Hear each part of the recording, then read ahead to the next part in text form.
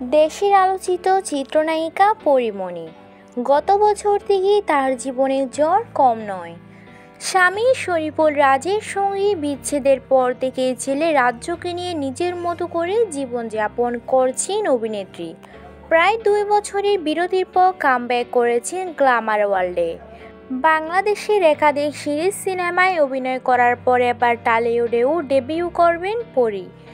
আর এইসব ব্যস্ততার মাঝেই নতুন করে প্রেমে পড়লেন অভিনেত্রী।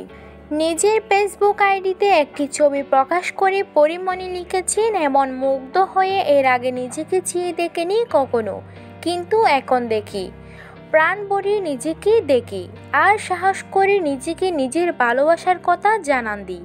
নিজেকে ভালোবাসার মতো প্রেম যে দ্বিতীয়টি কিন্তু আর নেই। পরী সেই ছবিতে মুগ্ধতার কথা জানিয়েছেন ভক্ত থেকে শুরু করে সহশিল্পীরাও। বিবাহ বিচ্ছেদ, বুট ক্লাব কাণ্ড, নানা কারণে বিতর্ক থাকলেও পরীমণি ব্যস্ত থাকেন নিজেকে নিয়ে। নিজের প্রতি মুগ্ধতা, ভালোবাসার শেষ নেই তার। সামাজিক যোগাযোগ মাধ্যমে এই ছবি প্রকাশ করে যেন আরও একবার সেই বার্তাটি পৌঁছে দিতে চাইলেন।